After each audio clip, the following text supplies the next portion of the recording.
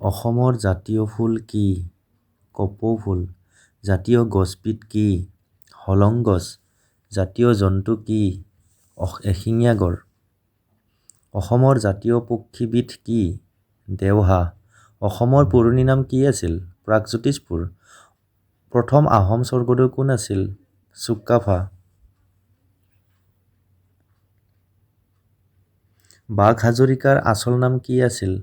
ইছমাইল ছিদ্দিক। অসমৰ প্ৰথম স্বাধীনতা সংগ্ৰামৰ প্ৰথম মহিলা শ্বহীদ কোন আছিল? মালতী মেম। এনেধৰণৰ ভিডিঅ' পাই থাকিবলৈ মোৰ চেনেলটো ছাবস্ক্ৰাইব কৰি থৈ দিব, লগতে বেল আইকনটো দবাই থব।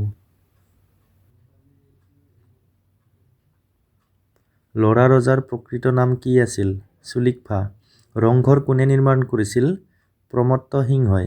অসমত কেতিয়া বাংলা ভাষাৰ প্ৰচলন হৈছিল? 1834 চনত। অসমৰ জনসংখ্যাবহুল জিলাখনৰ নাম কি? নগাঁও।